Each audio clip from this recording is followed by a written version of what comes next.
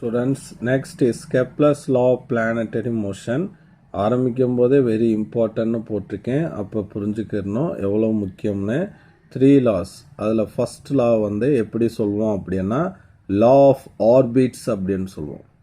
So each planet move around the sun in elliptical orbit with sun at one of the foci. So எலிப்ஸுங்கிறத பற்றி மேக்ஸில் படிப்பீங்க. இப்போ இங்கே எலிப்ஸ்னால் என்னங்கிறத சொல்லிக்கிறேன்.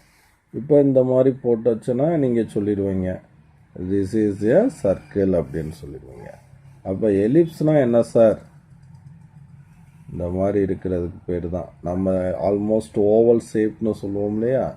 இந்த மாதிரி இருந்தால் இந்த மாதிரி போட்டால் அது எலிப்ஸ் அப்படின்னு சொல்லுவோம். ஓகேவா? சரியா? இதுக்கு பேர் இந்த சென்டரில் போடக்கூடிய இந்த ஆக்சிஸ்க்கு பேர் மேஜர் ஆக்சிஸ்.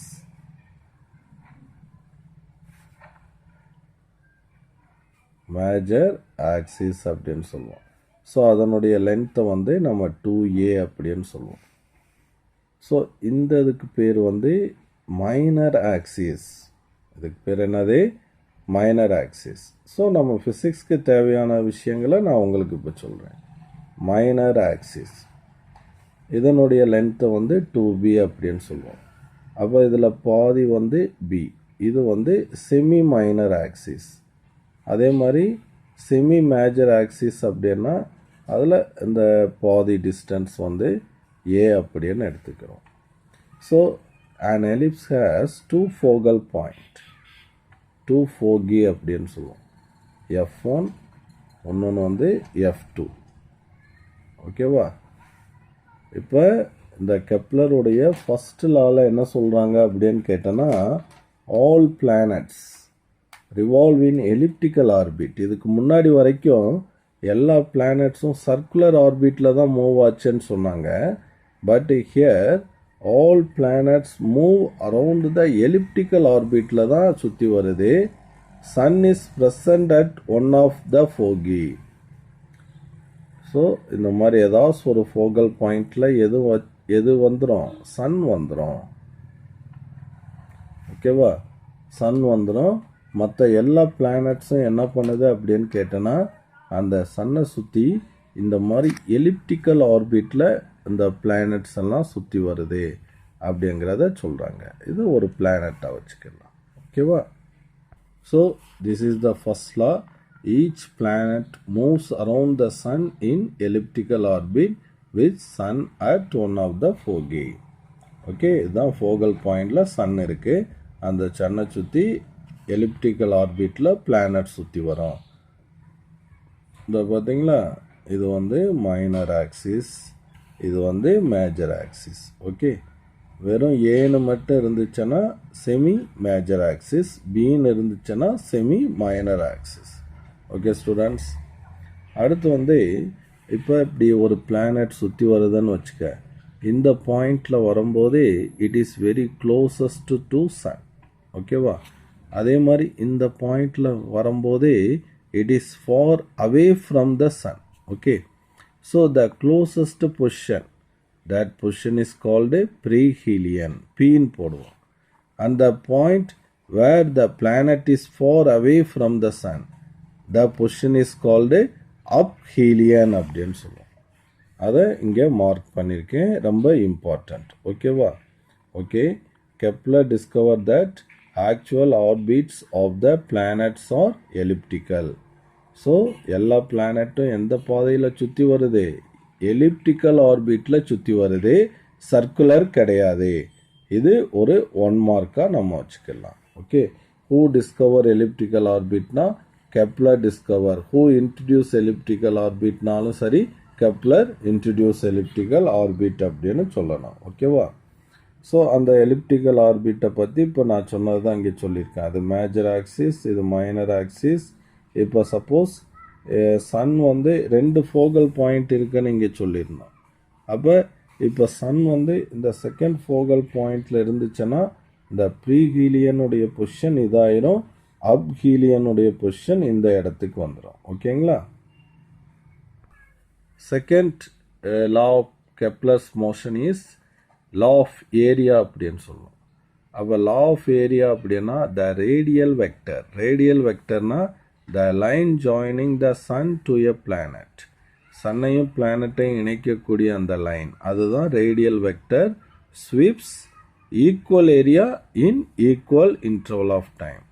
அது ஒரே டைம் இன்டர்வலில் ஈக்குவலான ஏரியாவை அது கவர் பண்ணும் அப்படின்னு சொல்லியிருக்கான். இப்போ இந்த ஒயிட் ஷேடடு தான் வந்து என்னதுன்னா ஏரியா.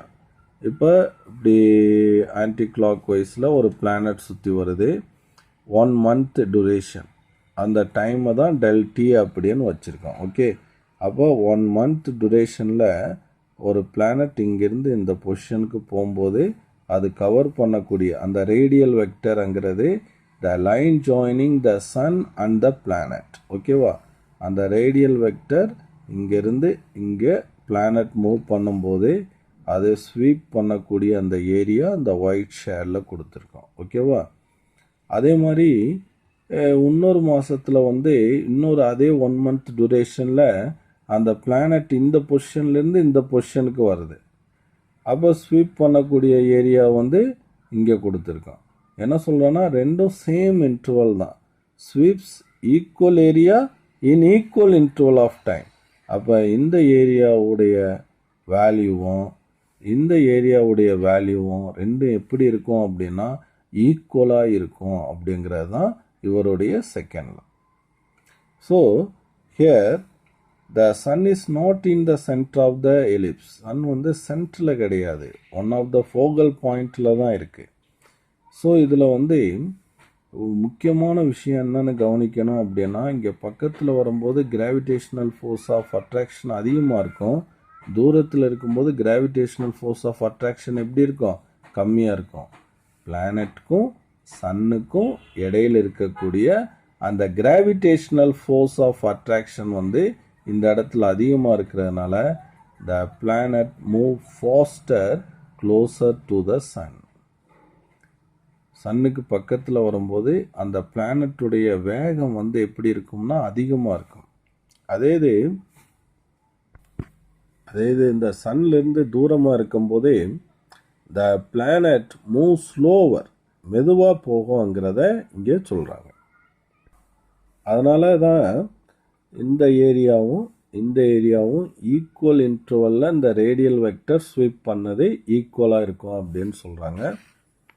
அதே இது மாதிரி இங்கே ஒவ்வொரு மந்த்லையும் வந்து அந்த பிளானட்டுடைய டிஸ்டன்ஸ் ட்ராவலிங், அந்த டைம் இன்டர்வலில் அந்த ரேடியல் வெக்டர் ஸ்வீப் பண்ணக்கூடிய இந்த areas, all areas are sweeps by the radial vector in 1 month interval of time. ஓகேவா, so all areas are equal. So here important point, you note that the planets travel faster when they are nearer to the sun and slower when they are farther from it to cover equal area in equal interval of time அப்படின்னு சொல்கிறாங்க. Kepler discovered the law of area by carefully noting the variation in speed of planet.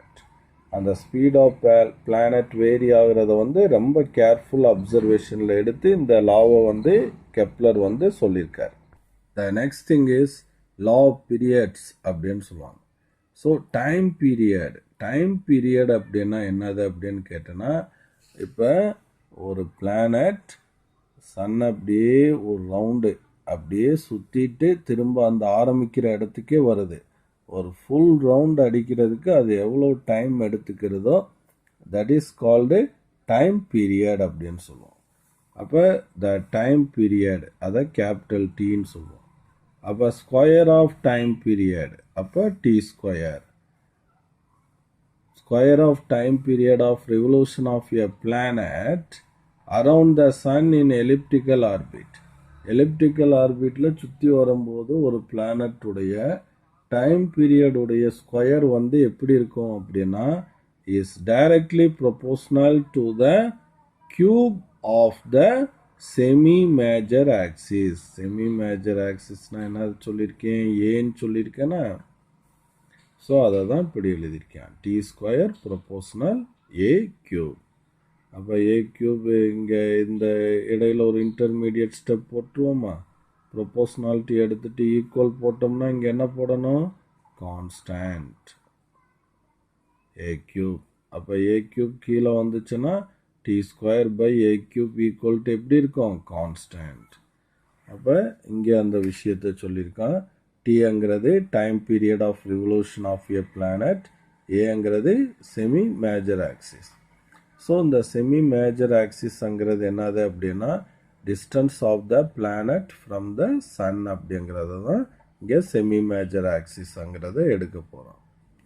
So here note that so distance of the planet from the sun increases, the time period also increases. அப்போ சன்னிலிருந்து planet வந்து ரொம்ப தூரமாக போக போக அதனுடைய ஒரு round சுற்றி வர்றதுக்குரிய time period வந்து இன்க்ரீஸ் ஆகும். இப்போ வந்து பார்த்தீங்கன்னா நம்ம எர்த் வந்து ஒரு ஃபுல் ரொட்டேஷன் கம்ப்ளீட் பண்ணுறதுக்கு எர்த்தோட டைம் பீரியட் வந்து 365 days 1 year அப்படின்னு சொல்லியிருக்கோம். அதுக்கு அடுத்து இருக்கக்கூடிய அந்த லாஸ்ட்டில் இருக்கக்கூடிய பிளானட்ஸ்க்கெல்லாம் டைம் பீரியட் என்ன ஆகும்? இன்க்ரீஸ் ஆகும் அப்படிங்கிறத சொல்லியிருக்கான். இங்கே வந்து ஒவ்வொரு பிளானட்டுக்கும் என்ன பண்ணியிருக்கான் அப்படின்னா அந்த டைம் பீரியட் கொடுத்துருக்கான். டைம் பீரியட் கொடுத்துட்டு இயர்ஸில் கொடுத்துருக்கான். பார்த்தீங்கன்னா எர்த்துக்கு கரெக்டாக 1 year. இதே இது பின்னாடி போக போக பாருங்கள், யுரேனஸ்க்கெல்லாம் 84 years ஆகுது, நெப்டியூனுக்கு 165 years ஆகுது. ஓகேவா? ஓகே. அப்போ அதே மாதிரி இது செமி மேஜர் ஆக்சிஸ் ஏவோட வேல்யூ இன்ட்டு 10^10 கொடுத்துருக்கான். ஓகேவா? ரைட். இப்போ நம்ம என்ன பண்ணணும் அப்படின்னா இந்த லாவை வெரிஃபை பண்ணணும். T square by A cube ஒவ்வொன்றுக்கும் கால்குலேட் பண்ணி வரும்போது எல்லாமே ஆல்மோஸ்ட்டு 2.95லேருந்து 3க்குள்ள ஒரே ஆல்மோஸ்ட் கான்ஸ்டன்ட் வேல்யூவாக நம்மளுக்கு கிடைக்குது. Thus this law is verified அப்படிங்கிற மாதிரி நம்ம சொல்கிறோம். Thank you students.